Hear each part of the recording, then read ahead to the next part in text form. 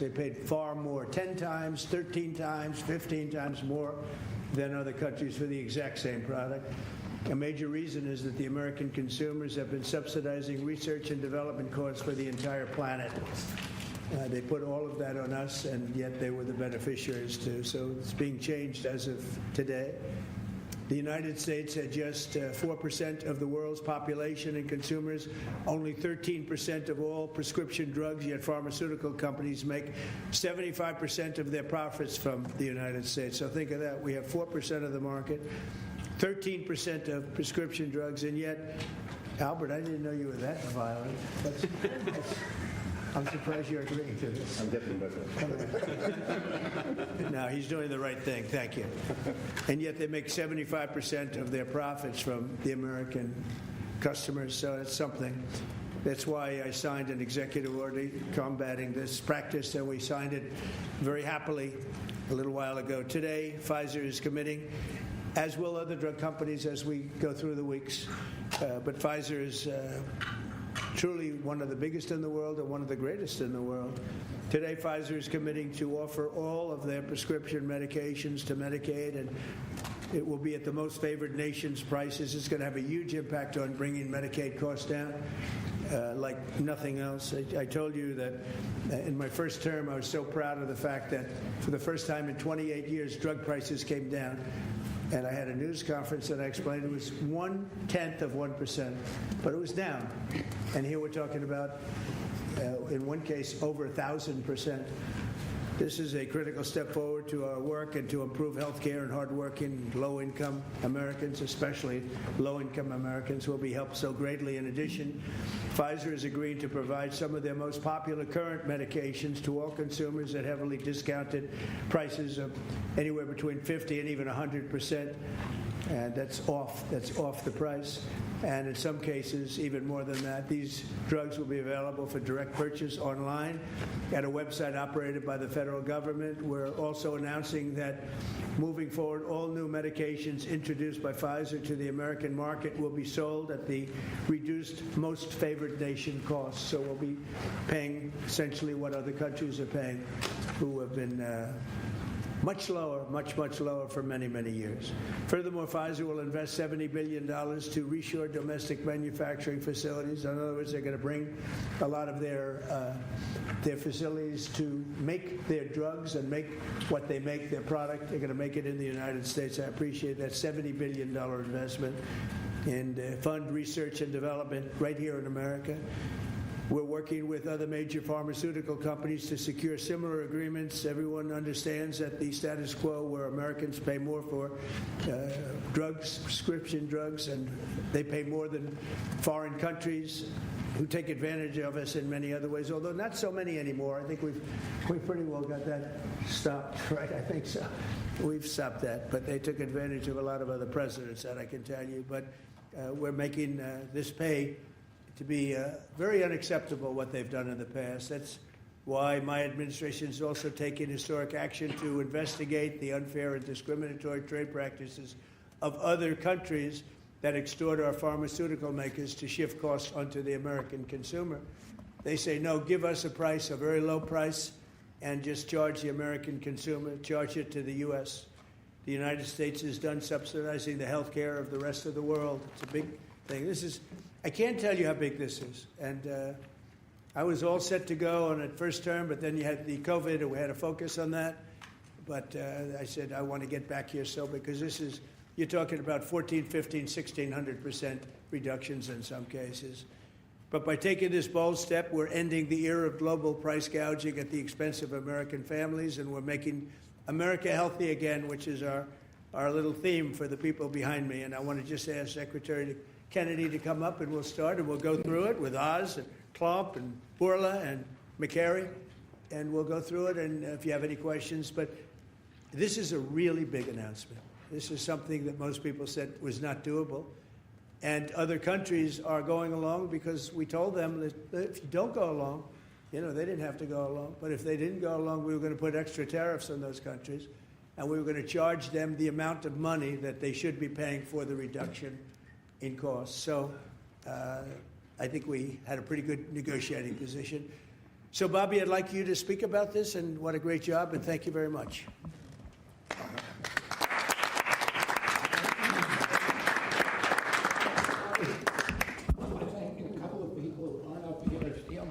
Dr. Heidi Overton, who played key roles in this negotiation and helped make this happen.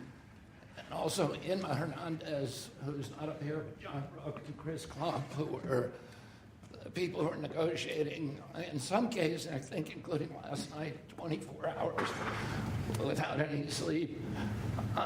This would not have happened without President Trump's leadership. I told my son last night, we're all under secrecy about this, but I told my son late last night, a 27-year-old son, Connor, who's a very liberal Democrat. I told him this was happening, and he just paused for a minute, and he said, "Thank you, Dad, I'm so proud of you." Because this is something Democrats have wanted for 20 years, Republicans have wanted for 20 years. Everybody said they're going to do it. Nobody has even taken a step towards doing it. And the reason was because it was such a daunting task. And, you know, even all of the negotiators, you see, I also want to thank Howard Lutnick. This would not have happened without him. But even all the negotiators here and all the people on at HHS and at the White House team, all we could see was all the reasons that this couldn't happen. And everybody tried. Nobody could make it happen. And it was President Trump alone who, with his doggedness, his persistence, he saw this clearly in a way that none of us other, in its most simplest terms. Why are we spending more on this country than any other country? Why are we spending 75% of the revenues that come to the pharmaceutical industry? We're doing all the research, and everybody else is riding on our slipstream. And President Trump, I would say, harangued and harassed us to make this happen. I was getting calls at 11:30, 12 o'clock at night. Hello, are you asleep? And you got to get MFN done. And at one point, Dr. Oz told me I can't take the president's calls anymore. I have a lot of reasons. My wife has a lot of reasons to say to me about different things that happen in my life. It doesn't give you anxiety. And I say, I don't get anxiety. This gave me anxiety. Oh, thank you, President Trump. It would not have happened without you. This is real leadership. It's somebody, a president who has a vision and makes that vision happen. And I can't think of any other president of the United States who could have done this in our history. And I'm very grateful to you. This is an extraordinary benefit. The American people, thank you for your vision, President Trump. Your bold health and well-being of the American people. Never has a president stood up so bravely for the American people with respect to health care. And by the way, I forgot to thank Albert Burla. Albert and I have had a long history of antipathy and antagonism toward each other. But I have to say his leadership in this took tremendous courage. And he really created a template for corporate responsibility, for putting public health ahead of his individual interests. So I'm very, very grateful to you for that, Albert. Under the leadership of President Trump, the U.S. government is now acting as a tough negotiator on behalf of the American people. Today is about fairness, it's about equality, it's about giving hope to those who are trying to stay healthy, who are managing illness, and who are fighting for their lives. We refuse to make the most vulnerable citizens continue to pay an unthinkable price for the world's pharmaceutical breakthroughs, which we pay for. This policy is a shield for the chronically ill who have carried the burden of high drug costs for far too long. It's a signal to every American family that we're finally putting their health and financial security first.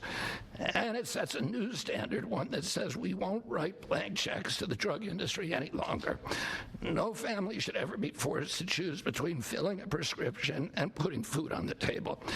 Americans should not be gouged paying 300 or 400 or 1,000% more than people in other countries for the exact same drug, many times manufactured in the same factory in New Jersey and sold in Great Britain for 1/10 the price that it's being sold for here. This week, and I was with some friends up in Martha's Vineyard, and an old friend, one of my oldest friends, his wife and daughter have a chronic disease. And that chronic disease last year cost $150,000 to treat. And the mother had to choose whether she was going to take that money and spend it on her or her daughter. And she spent it on her daughter. So she had to make that choice. It's a choice that no mother should have to make. We did a roundtable recently on drug prices. One patient spent more than $180,000 on one drug. One cashed in all of her savings and worked 3 jobs to make ends meet. One almost quit her job and moved to Germany to get the drug cheaper. Some looked at getting the drug on unsafe secondary markets because they could not afford it through the legitimate markets. Today, we begin to right that ship. For the mother trying to help her child get better, for a grandmother at the pharmacy counter, and for millions of Americans who want to restore their health. Today is about another promise made by President Trump and another promise kept by President Trump to the American people. And it's only just the beginning. This is all thanks to your unwavering leadership, Mr. President. Thank you. Thank you very much. Thank you very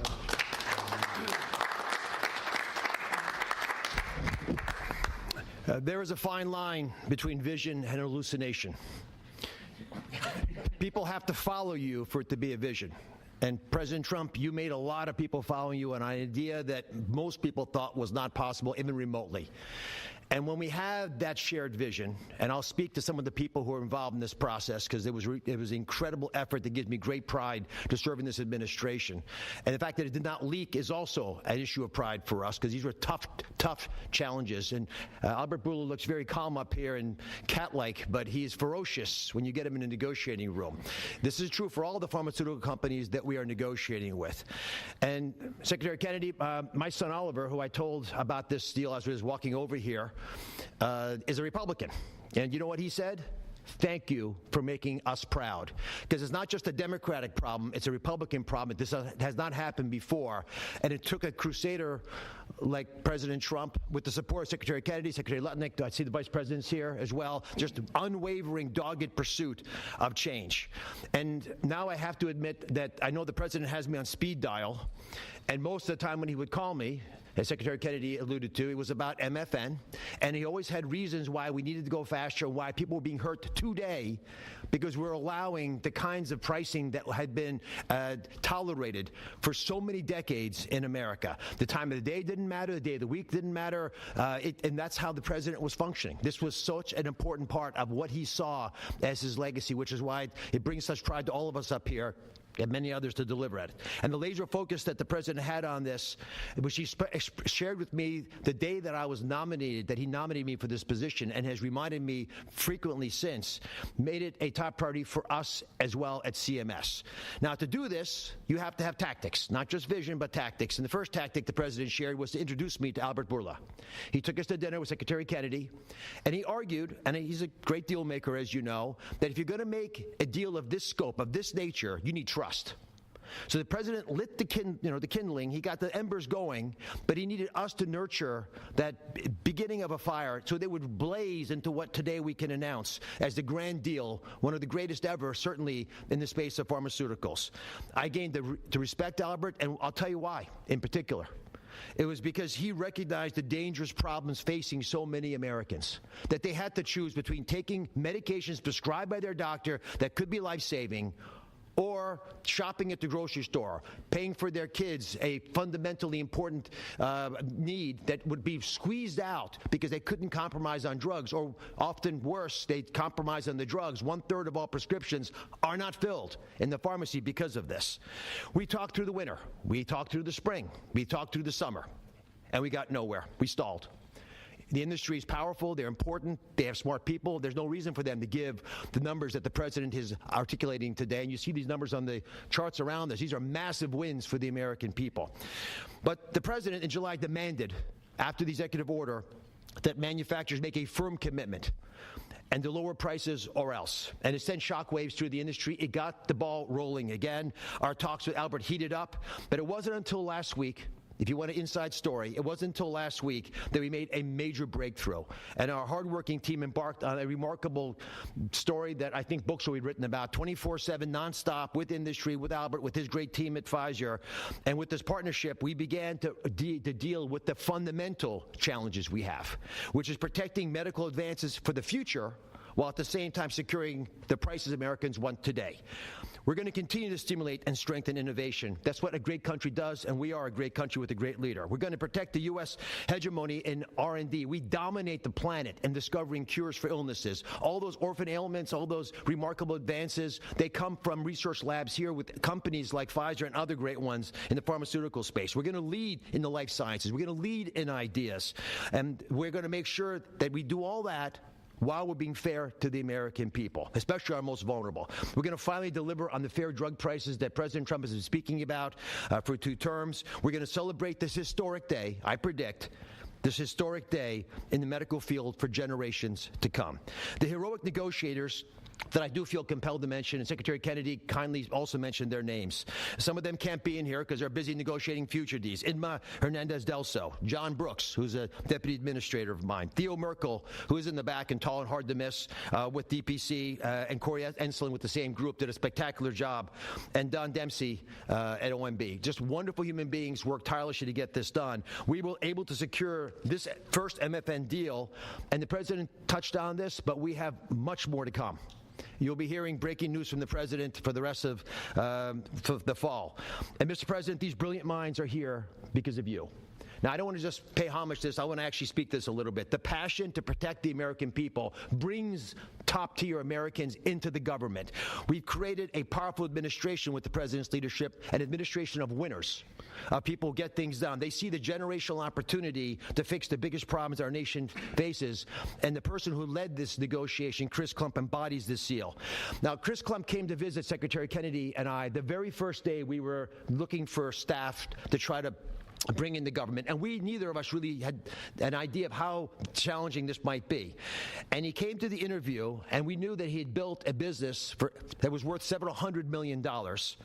And the secretary, very poker-faced as he tends to be, looked at him and said, "Are you willing to give it all up and move your family to Washington?" A young family, 4 young children, beautiful wife. "Are you willing to come across the country and serve our nation, serve this president to ensure vital programs like Medicare, which he runs, will keep our seniors healthy for years to come?" He gave it all up, like so many have in this administration, passionate to follow the president's lead and serve under Secretary Kennedy. And for those of you at home who are watching, and I hope there are quite a few, I think this shows just how cool a place it is to work, is in this government. And I take great pride in handing the ball to Chris. Chris, tell the American people what they have won thanks to your passionate ability to deliver on President Trump's promise. Thanks very much.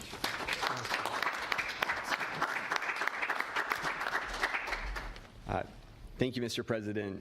You have enabled something that as recently as last night, nearly everyone has said was impossible.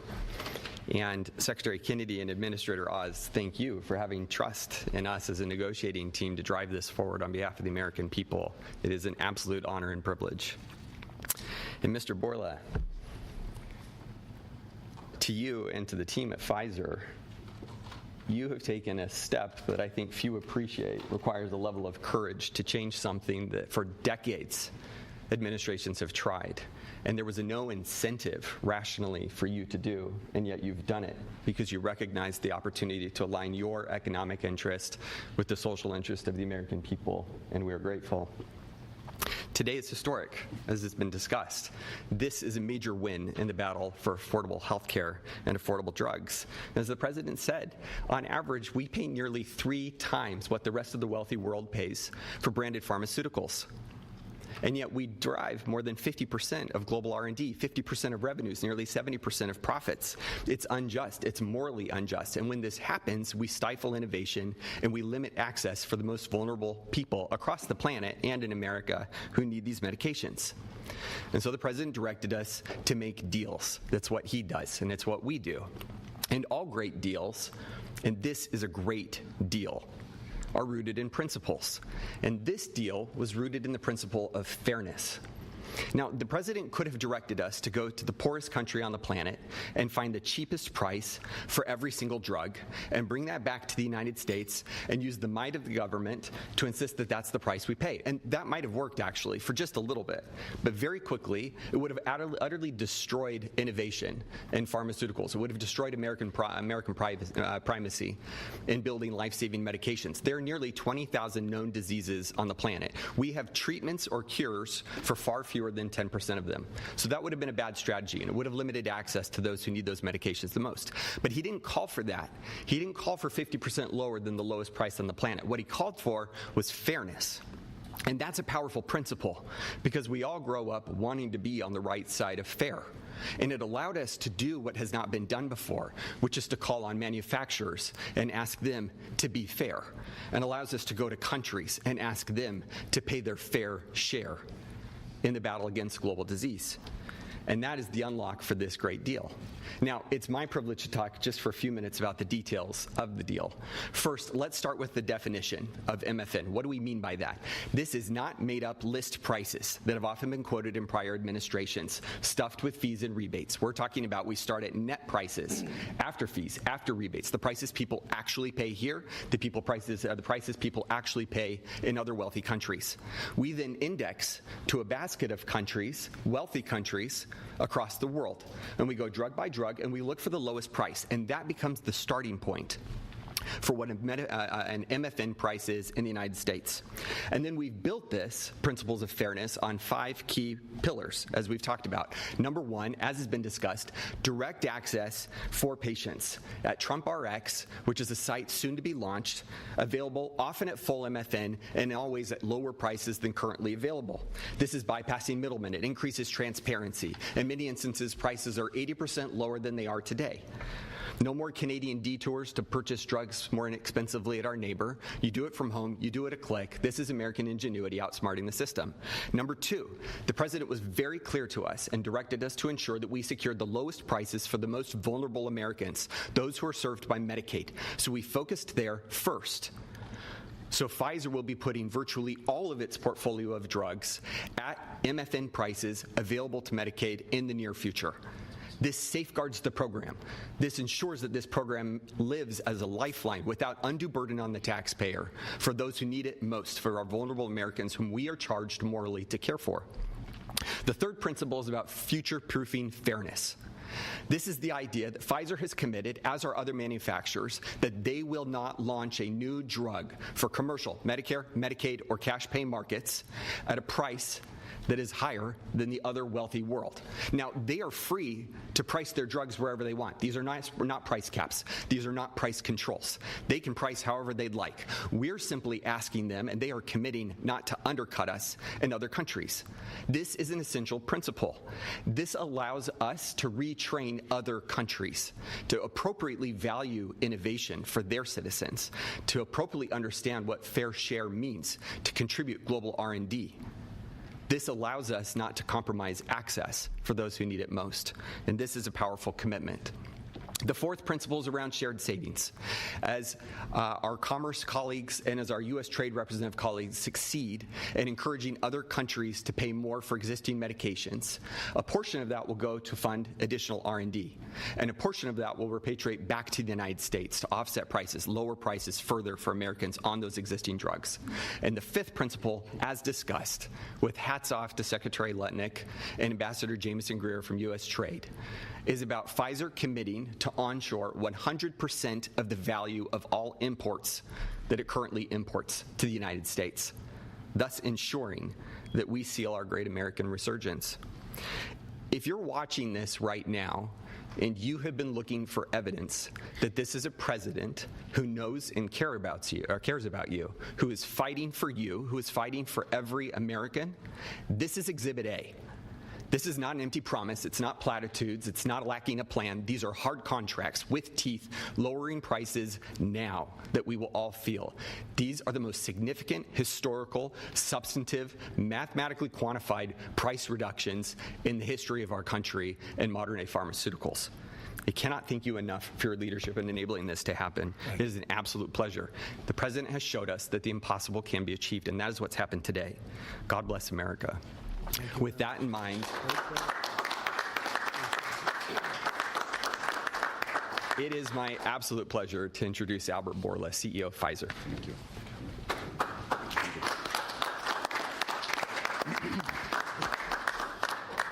Mr. President, what an honor to be here today in this office to announce a landmark agreement. I think it's an historic day. Is this the coolest office? He has a beautiful office, but the Oval is the coolest, right? What do you think? I think by far. And I have seen other presidents' offices. There's nothing like that. Yeah, it's good office. Yeah.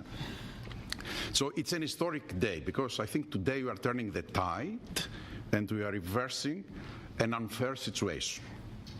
For years, other rich nations refused to pay the fair share for the medical innovation. And as a result, Americans had to assume disproportional cost on their shoulders. This situation, we all knew, is not sustainable. This situation is a situation that many wanted to change, but no one could. This is changing today with this agreement. In July, the President sent to me and other heads of pharmaceutical companies a letter. And over there, he articulated 4 specific requests. These requests, it was obvious to us, were designed to lower drug cost in the America in different ways, each one of them. And altogether, holistically, to have synergistic effect in the impact that that will have in the U.S. healthcare cost and patients. With this deal that we signed today, we satisfied all 4 of President's requests, all 4. The big winner of this deal clearly will be the American patient. There is no doubt about it. They are the ones that will see significant impact in their ability to buy medicines. But I would argue that it is not the only winner. I think who else is a winner here? It is American innovation and American economy. In our industry, we had 2 major overhangs that have substantially reduced our valuations and create concerns for us in our ability to invest. We are addressing both of them right now, and I will speak about them. The first one was the uncertainty of tariffs. Because President is absolutely right. Tariffs is the most powerful tool to motivate behaviors, Mr. President, and clearly motivated ours. Right? So, by this agreement that we did, we commit to onshore the production of our medicines that are consumed in the U.S. and are made outside the U.S. And for that, we are ready to unleash our investment portfolio in this country. And the President graciously gave us a 3-year grace period that we will not be subject to the 232 tariffs, as long as, of course, we move the products here. That's one. The second overhang in our industry was this uncertainty. What will happen with the framework of pricing in the country? Because this uncertainty, it was what was holding people from investing in the pharmaceutical industry, which resulted in significant reduction of our multiples. Actually, our multiples are at historical low. Well, now we have clarity about what is the framework for the U.S. pricing. Read the letter of President Trump, read the 4 points, and this is the framework. And we will abide to that, and going forward, this is how things will be priced in the U.S. and abroad. We are ready to invest, as the President also mentioned, $70 billion in the next few years from Pfizer in manufacturing and research in America alone. I really think this is an historical moment because also I can put that behind us and focus on the things that I want to spend my time. Cancer treatments, to bring better obesity medicines, to bring better vaccines, to bring things that people value. And thank you for allowing us to do that. I want to thank Secretary Kennedy. I want to thank Secretary Latnik. Your leadership helped us to pull that together. You are the mastermind of everything. And without the brilliant way that you designed the whole thing, we wouldn't be able to make it happen. But you were even more brilliant because you had someone in your team that he was the driving force behind everything. And I don't have words to thank you for your integrity. And it is what you have said. We created trust from day one.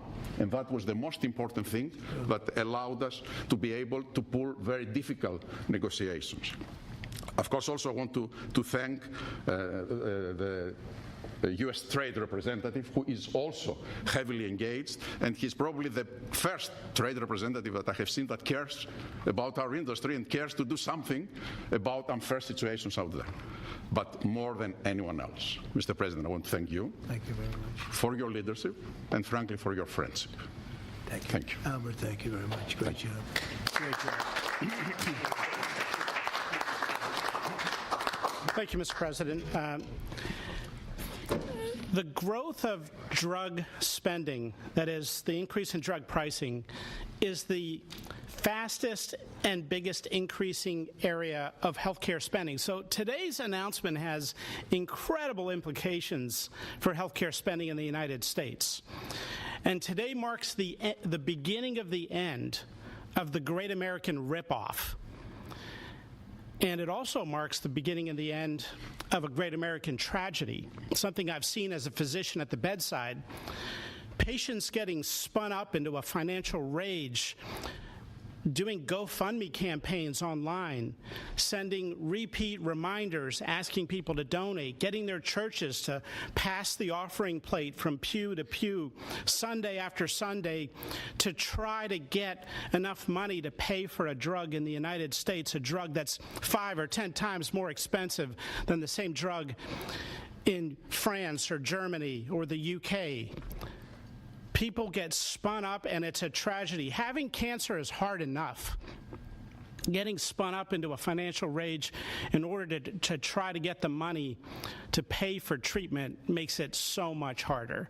37% of people who go through cancer care say in the end that the financial toxicity makes them want to avoid or delay care in the future. That is, they're done with it. They're done with the system. That's how toxic financial toxicity can be. And for what? For what? So the U.S. can finance the R&D of the world? Well, that ends today, thanks to President Trump. So we want to see R&D. We want to see American pharmaceutical companies thrive. We want to see pharmaceutical companies that do business and manufacture in the United States thrive. At the FDA, we're doing our part. If you're going to equalize your price to that of other wealthy countries, we're not talking about Zimbabwe. We're talking about Germany, France, UK, Japan, other wealthy countries, the OECD countries. If you equalize your price, then we're going to put your future applications at the front of the line. A voucher to get a review in weeks has a market street value of about $500 million because every day is money when it comes to getting a drug approved. And so if you meet one of the president's national priorities stated very clearly, moving manufacturing to the United States, meeting a large unmet public health need, or equalizing your prices. We're the largest purchasers of drugs. We deserve the best prices. And so we're going to do our part. And if a generic company makes their drug in the United States, that application is going to move to the front of the line as well. And if you're going to build a plant in the United States, our FDA inspectors will walk through that plant during the construction phase, something never done before, so that it's ready on day one. So thank you, Mr. President, for your leadership. They said it couldn't be done, and here we are. Thank you. Chris, you may want to go up and just show one of the boards about how quickly the prices come down. And these are small examples. We're going to have it over 1,000% in some cases. You'll see that during the week.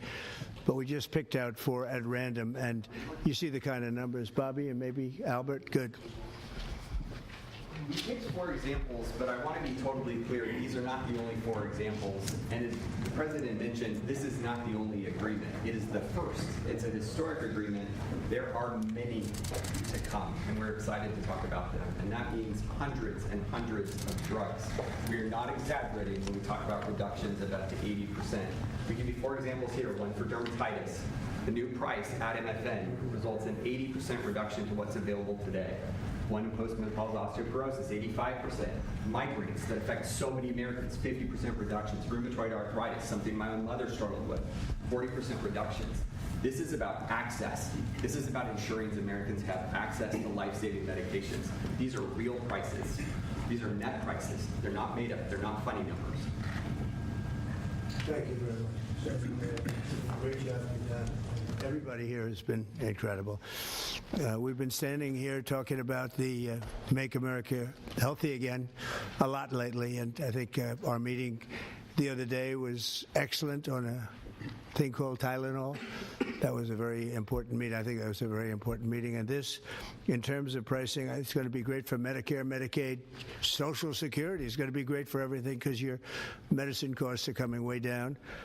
We have some examples that I think we'll be able to show you next week of over 1,000% in some cases, where a pill that cost $10 in London was costing $130 in New York and various other places within the United States. And the same thing with Canada. People would go to Canada, they'd go to Mexico, they'd go to other places to buy drugs. They don't have to do that anymore. So we have favored nations. So that's what we have. And it's one of the biggest days I think anybody will ever have. We're talking about massive numbers, and the numbers are going to get even better with a little time. And I will say, Albert, I think that the drug companies are going to be the same. You're going to, the world, we're really competing against the world, so they have more people. So we'll come down a lot, and the world's going to go up a little bit. And the end result is you're going to, I think, do the same business pretty much. Maybe you'll figure a way to do more business, I think, knowing you. But I think the drug companies, we're going to come down a lot, the U.S. The U.S. will come down a lot. But the world, many more people, is going to go up a little bit. And it equalized, and it's a great tribute. And I want to thank everybody up here. J.D., thank you for all of your help, too. And Howard, great, really great job. Thank you all very much. Do you have any questions? How about we focus on this? It's so big, let's focus on this. Can you please give us a timeline? Mr. President, first of all, this kind of goes along with your America First campaign promises, right? Lowering health care costs. On a day that it seems like we're going into a government shutdown led by Democrats on the premise of providing health benefits to illegals, this seems to your move here is a stark contrast to that. Could the same principles that you did today apply to health insurance to maybe lower the cost of health insurance? Many Americans are kind of struggling. And we're working on just that, little different group, but we're working on just that. It could, I don't know to this extent. We have a pill, one pill in particular we're going to show you next week. It sells for $10 in other countries and $137 in the U.S. And that's coming down now to probably $15 or $18. They'll go up to 18. I think that's pretty much right, Albert. It's not you, but they'll go up to 18, and we'll come down from 135 or whatever down to 18. I mean, that's a massive drug prices by 1/4%. I think it was 1/8 of 1%, but it was the only one in 28 years that brought drug prices down for the year. But it was a very small number. Now we're talking about you're going to see one over 1,000%. Look at these numbers. So, and this has a big impact, even on the discussion that we'll have with Chuck Schumer, who was here yesterday, along with a very nice gentleman who I didn't really know. You know who I'm talking about. The two of them came, and we had a good discussion, and we're going to see what happens. We're going to see what happens, but this has a huge impact on that because these numbers are going to bring Medicaid. We talk about Obamacare. Obamacare is a failure. Obamacare is not good. It's there, but relative to other health care programs, it's in the lower 20%. It's not good. And I asked the Democrat representatives, what do you think about coming up with a better health care? This actually allows you to do that because the cost of prescription medicine is I guess a very big, more than 50% the cost of what we're talking about. So we might be able to do something like that. This is one of the biggest news conferences from a medical standpoint that I think has ever been had by any administration. Yeah, please. Thank you. I'm curious, where are the other companies other than Pfizer? Are you expecting them to come on later? They're all with us. And I was honored to have Albert be the first. He's done a fantastic job with, as you know, with the COVID. He did a fantastic job with a lot of things. He's a leader, and Pfizer is right at the top. You know, it's there. Eli Lilly has been fantastic also, your friend, my friend. And they're all coming in over the next week. We're making deals with all of them. And I said, if we don't make a deal, then we're going to tariff them an extra 5, 6, 7, 8%, whatever the difference is, and we'll take it that way. So we took away the advantage by the fact that we have tariffs. We took away the advantage that they would have of just saying no, and we couldn't do anything about it. If they do that, what we do is we'd put a tariff on them of an equivalent amount, and we take it that way. And nobody wants to play that game. So they're going to be, they're all going to be good. We didn't have to mention that to Albert. Well, maybe I whispered it to him very slightly. You know, we had to give ourselves a little bit of an advantage. But no, but the tariffs played a big role because they know that's what's going to happen. You mentioned the tariff, the exemption of the 232s, but can you share a timeline for when we can expect the results of that 232 investigation? Let Howard answer that question, please. Sure. So while we're negotiating with these companies, we're going to let them play out and finish these negotiations because they are the most important thing to the American people. So we are standing by, helping, and working with them. But the driver of the 232 outcomes is our HHS team because, I mean, look what they've accomplished today. So we are on their side helping them, but that is the model that's going to drive. And you have to understand, Albert's spending $70 billion that he wouldn't be spending because of the tariffs, let's say, and other reasons. I think he liked the winner of November 5th, in all fairness, but because of the tariffs. And that wouldn't happen. He's not going to pay any tariffs because when he moves here, there are no tariffs. So he won't be paying tariffs. That's the beauty of it. If you move here, there are no tariffs. And we have over $17 trillion, Albert. Do you believe these numbers? So Biden had less than $1 trillion for 4 years. We have over $17 trillion for essentially 8 months. Pretty amazing. When will prices come down, Mr. President? When can America? They're going to start coming down. Drug prices? Well, they'll be starting immediately. Yeah. Mr. President, can you speak to what impact you think this reduction in drug prices will have on midterms coming up? I think it's going to have a huge. I said, if we can pull this off before midterms, I've wanted to do it from the beginning, from my first day in first term. And we were doing so well. We had the greatest economy we've ever had. Everything was good. And then we're ready to do this, which is complex and big. It's a big change. But what happened is COVID came, and we focused on COVID. We focused on COVID very hard with Albert, with the other companies, with everybody. Regeneron was a great thing. You know, we did a lot of therapeutics that were fantastic. And so we focused on that. And I said, if I pull this off again, the first thing I'm going to do, and you know, we've been working on this for 8 months. This is a very big deal. This is a big shock to the system. But it's not as much as I said. They're going to go up. The world is going to go up a little bit. We're going to come down a lot. But now it's fair. We're going to be paying the same thing. Yeah. President Trump, in your first term, when you cut the price of insulin, Biden later came in and tried to steal credit for that. Do you worry that the Democrats are going to try to steal credit for these historic cuts? I really appreciate your question because I did. I cut the price of insulin down to $35. And the problem is with many of these things, in this case it's going to be pretty quick, but oftentimes you'll do something medically because of the process, and it won't be seen for 2 or 3 years. That happened also with, I could say 4 different things, but just if you talk about insulin, so it was 200, 300, 500, and you couldn't get it, and I got it down to 35. And I said, I hope I win the next election because otherwise whoever wins is going to take credit for it. Well, what happened is we did win the election. We did great.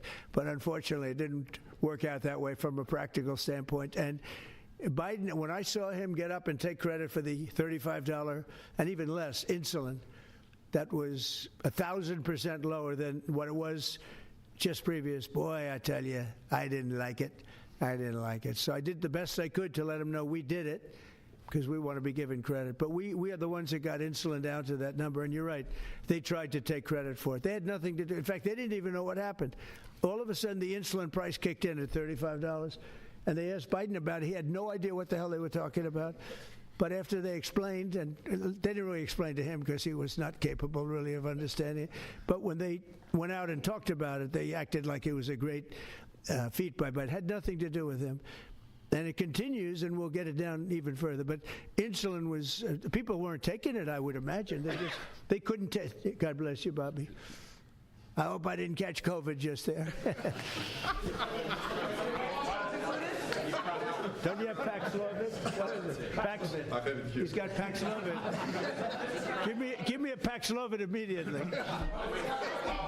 While Nancy Pelosi is ignoring what you're doing for the American people, she's going after your administration for cutting taxpayer-funded health care for illegal aliens. Last night, Nancy Pelosi, she went on NBC last night, dropped a bunch of F-bombs, told Republicans to go F themselves. Has she lost her mind? We have done an unbelievable job medically. Just this, if you did nothing else, so we've done a lot like the insulin, but just this, nobody can ever catch this. This is the biggest price reduction times, maybe 10 times, 15 times than has ever been given before. And this is going to have a huge impact. You know, as I said, Obamacare is not a good thing. It's been bad. And I'd like to make it better. I told them, I spoke to a lot of people, a lot of Democrats recently. I said, why don't we change it? We can make Obamacare much better. We could come up with a new system that would be much better, less expensive for the people and better. This is maybe the biggest breakthrough because, you know, when you're talking about the prescription drugs, that's a big part of it. So we're going to look. This is prescription, but we're going to be looking at that. We could come up and through this whole thing, you know, because I don't know, we'll probably have a shutdown because one of the things they want to do is they want to give incredible Medicare, the Cadillac Medicare, to illegal immigrants. And what that does is it keeps them coming into our country, and like they do in California. And no country can afford that. No country. And we have the border stopped up. We have it closed. We have nobody for 4 months. Zero people came in. That wasn't me. That's by the authorities who happen to be liberally oriented. But just think of that. We have people offering health care to people all over the world that they can't afford to pay. And that's the Democrats. And what that does is it brings people into the country because they want to come in for the health care.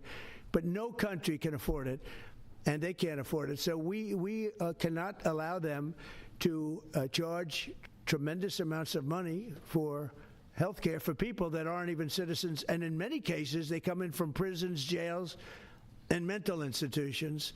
And we can't let that happen. So we have a big fight over that. We have a fight over open borders. They still want open borders. We're having a fight over men and women's sports, if you believe it. You would have thought they would have learned that it's not a good issue. And we have a fight in transgender, as you know, transgender for everybody. And that, when you talk medically, that's a lot of money, too. That's a lot. Those operations are bad. So those things are also being discussed right now. I mean, can you imagine we're actually talking about open borders, and we now have a great border, and we have a great country. Our country was dead 1 year ago. Now we have the hottest country anywhere in the world. Big difference. Yeah. What does it say about the state of the Democrat Party when they have a 33% favorability rating on average in recent months, and they're willing to shut down the government over health care? They are shutting it down. We're not shutting it down. We don't want it to shut down because we have the greatest period of time ever. I told you, we have $17 trillion being invested, so the last person that wants it shut down is us. Now, with that being said, we can do things during the shutdown that are irreversible, that are bad for them and irreversible by them, like cutting vast numbers of people out, cutting things that they like, cutting programs that they like. And you all know Russell Vought. He's become very popular recently because he can trim the budget to a level that you couldn't do any other way. So they're taking a risk by having a shutdown because of the shutdown, we can do things medically and other ways, including benefits. We can cut large numbers of people out. We don't want to do that, but we don't want fraud, waste, and abuse. And, we're cutting that. But they want to have illegal aliens come into our country and get massive health care at the cost to everybody else, and we don't have it. And that's I would say, the number one reason that they want to strike is to get illegal immigrants health care. And, Gavin Newsom wants that, too, in California, and it's destroying California. We can't have that. We're not going to let it happen. Do you have a plan for dealing with drug companies that are responding to MFN only by raising prices overseas as opposed to lowering prices in the U.S.? No, they're responding. I understand that question very well, but they're responding by lowering prices. They're helped by lowering prices. There's a price at which they can't sell, and they're helped by lowering prices. In the case of Albert and in the case of Eli Lilly, the fact is our prices are coming down massively. You see, that's just a few of the basics. But they're coming down much more than that with many drugs, and over 1,000%. Think of that, over 1,000% reduction. And we'll show you that next week, because we have some of them on the board next week, where you have over 1,000% price reduction. Now, what's going to happen is you're going to have the market will kick in. This way, the market kicks in. The other way, it was just basically it was just a form of control. You were stifling the market. Yeah. Is a shutdown inevitable? And how would you describe the negotiations with Democrats yesterday? Are more meetings scheduled? So nothing is inevitable, but I would say it's probably likely, because they want to give health care to illegal immigrants, which will destroy health care for everybody else in our country. And I didn't see them bend even a little bit when I said we can't do that. Okay? Can I ask a question of Dr. Oz, Administrator Oz? If there is no deal reached on the Obamacare subsidies with the Democrats, is there anything that CMS can do to lower those, or to mitigate the increases of those Obamacare subsidies? Not really, but we have time. We have time till the end of the year to make the changes I know the president is evaluating, but we should have a clean, continuing resolution, get past this budget process, as it has happened so many times, and allow the president and leadership some freedom to be able to put some good ideas in front of the legislative bodies. Mr. President, undocumented immigrants. We actually do have time for that. Not eligible for the health care subsidies that Democrats are demanding. So can you clarify, what are you talking about when you say Democrats want to protect their health care? So when an illegal person comes in, a person who came into our country illegally, therefore breaking the law, and look, we all have big hearts. I have a bigger heart than you do. They're all breaking the law, and they're coming into our country. And we just, as a country, cannot afford to take care of millions of people who have broken the law coming in. We want them to come into our country, but we want them to come in legally. Now we have a strong border, very strong border, thanks to Christie and Tom Homan and the whole group. They've done an amazing job at the border. I mean, we had a border that was reckless. We had a border that was a disaster. They were coming in by the millions. I say 25 million people. You're saying less, but I say 25 million people came in illegally. And no system can take care of the health care of all of those people that came in. Now, a lot of them have gone out. We have over 11,000 murderers. We got many of them out. Many of those people have been taken out of the country, brought back to where they came from. In some cases, put in prison because they're so dangerous. We don't want to take them out. We have to watch them. We don't want them coming back. But if you look at what's happened in Washington, D.C. right now, it is such a place. I just drove through it.